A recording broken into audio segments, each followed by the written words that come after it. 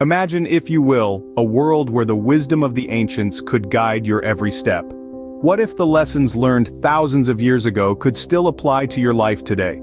Proverbs Chapter 5, a timeless piece of wisdom literature, may just hold the key. Our journey begins with the opening verse. My son, pay attention to my wisdom, turn your ear to my words of insight. Here, the speaker urges us to listen to wisdom, to really hear and internalize it. It's a call to not just hear the words, but to understand them, to let them sink into our hearts and minds. In the second verse, that you may maintain discretion and your lips may preserve knowledge, the reason for this call to wisdom becomes clear. It's all about maintaining discretion and preserving knowledge. Discretion, being able to decide what should be done in a particular situation, is immensely valuable. Moving on to verse 3. For the lips of the adulterous woman drip honey, and her speech is smoother than oil.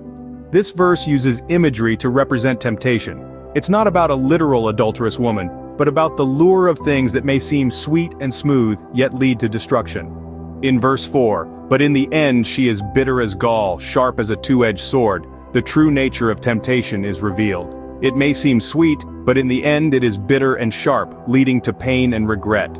The fifth verse, her feet go down to death, her steps lead straight to the grave, continues this theme, reinforcing the ultimate consequence of giving in to temptation. In verses 6 to 14, the speaker continues to warn about the dangers of succumbing to temptation, using vivid imagery and strong language to drive home the point. Verses 15 to 20, however, shift the focus. Here the speaker uses the metaphor of a well to advocate for fidelity and faithfulness, saying, drink water from your own cistern, running water from your own well. The last few verses, 21 to 23, serve as a reminder that our actions are seen and judged. For your ways are in full view of the Lord, and He examines all your paths. So, what does Proverbs Chapter 5 teach us? It's a warning against the dangers of temptation, a call to wisdom and discretion, an advocacy for faithfulness, and a reminder that our actions are not hidden. It's a chapter full of timeless wisdom that can guide our lives today. Remember, the allure of temptation may be strong, but the wisdom of the ancients tells us that the true path to a fulfilling life lies in wisdom, discretion, and faithfulness. My son, attend unto my wisdom and bow thine ear to my understanding, that thou mayest regard discretion, and that thy lips may keep knowledge.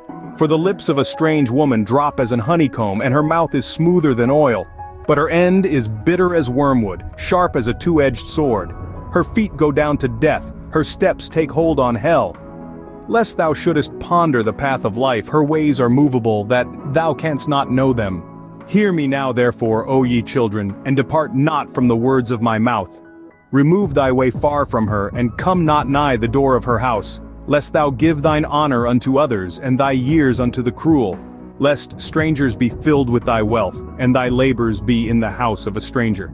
And thou mourn at the last, when thy flesh and thy body are consumed, and say, how have I hated instruction, and my heart despised reproof, and have not obeyed the voice of my teachers, nor inclined mine ear to them that instructed me. I was almost in all evil in the midst of the congregation and assembly.